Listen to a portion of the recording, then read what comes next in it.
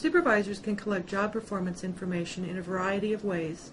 Some of them, such as notes, reports, email, or ops plans, are put in a drop file during the year. Others are based on personal observation. Now you'll see a few examples of times when Joanne, the supervisor, gathers observational information about GS-13 Agent Bill. Yeah, come on in.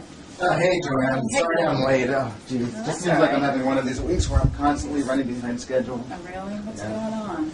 Oh, well, I just got a call from Agent Jeffries this morning. Our CI on that merchant case was arrested last night for drug possession. Oh, why is Jeffries contacting you? Well, I asked him to handle the CI. Oh. I'm surprised, given his lack of experience dealing with CIs. Yeah, you know, in retrospect, that probably was a mistake, putting him in charge of the CI. All right. Well, just keep me posted on how that's going. All right, will do. So I think you want to talk about the Snyder case. What's going on with that? Right.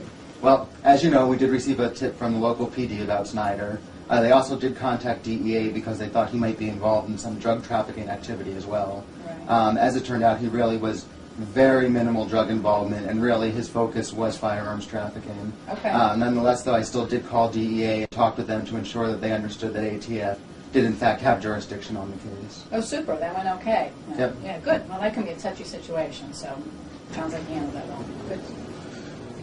Hey, Bill. Hey, Lori, what's up? Not much. Slow day. Just drinking my coffee, reading the paper. You kidding me? Gee, it must be tough. I am swamped. I don't even know where to start. Let's see. I have a CI who just called me this morning, which is going to mean I'm going to need to start a whole new case I don't have time for.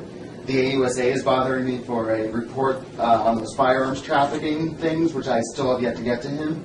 Oh, and actually, that reminds me. The AUSA has also been bugging me about any information on that arson case from last week. Did you happen to call Acme Electric like I asked you and see if they actually had done the wiring on that house? Not yet. Lori, I need that information. I asked you for that. I asked you to have that by the end of the day today. I mean, do I need to do everything myself around here? Come on, I can't rely on anyone around here. This is ridiculous. Ooh. He seems a little stressed. Bill?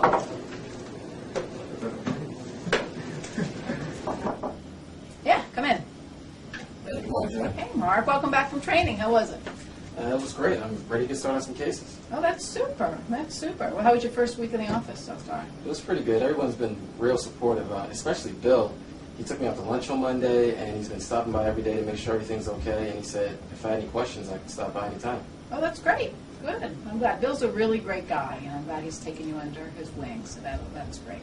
I'm actually in the middle of something right now, but I really do want to talk to you about the OJT training program. So maybe tomorrow we can set up some time? Okay, great. I'll let you get back to work, and I'll talk to you tomorrow. Super. Thanks.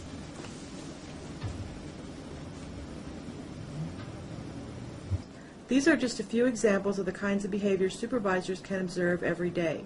The best thing to do is to make a note of the incident and any resolution to it and put it in a drop file.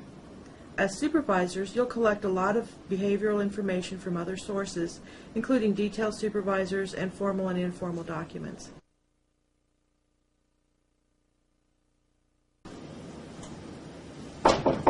Yeah, come on in. Hey, Joanne. Hey, Bill. How are you? Good. Good. You ready? I'm set. How about you? Ready as I'll ever be. All righty. Let's go ahead and have a seat. All right. Well, let's start off with giving you the ratings.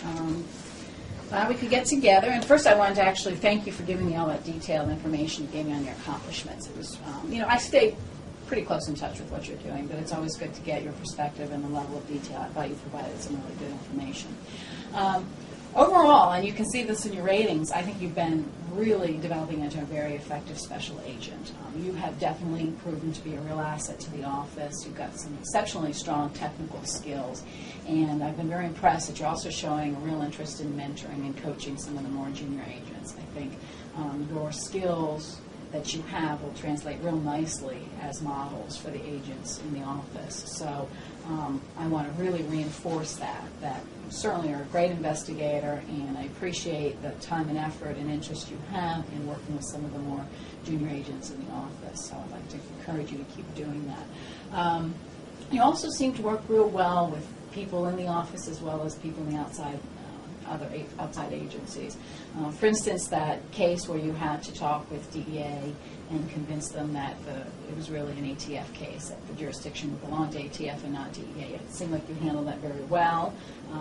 Sometimes I get phone calls in those situations where people are complaining about the way things are handled, and I didn't. Basically, I got phone calls saying that they enjoy working with you and would work with you again in the future. So, in addition to your technical skills in that arena, you also were able to handle some of the tougher, personal skills real well in that situation. So, I was very impressed with that.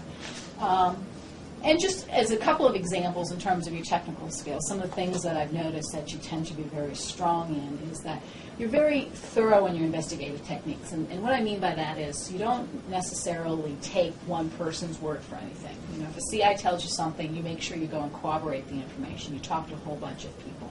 In that Ross case, you really were persistent in saying, I really don't think, you didn't think the fire was accidental. Mm-hmm. And you didn't just interview a few people, you interviewed everybody in that organization. So you were very thorough in working with others. You worked well with the CFI in that case to really help collect the necessary evidence to make that case happen. So I find that you really make good use of all the resources around you.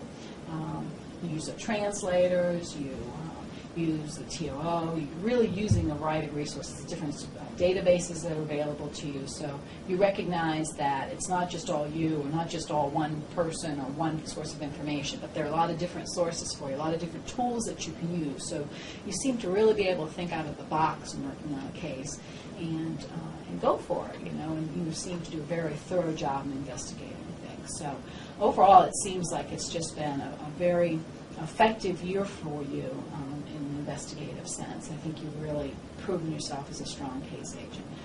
How do you think it's been going? Well, first of all, thank you. But, I think I had a really good year. I think that I accomplished quite a bit. I think there were a few big cases, like that Smith case that we closed up this year, and that was a really big accomplishment. Granted, I know we did have that incident with the failing to document that evidence, and it fell through the cracks, but I'm swamped. I'm working crazy hours, and let's be realistic. It's going to happen when we're understaffed. We don't have enough people working to help me do my job. Sometimes these things happen, but besides that, I think it was a really good year for me. Right. Well, I'm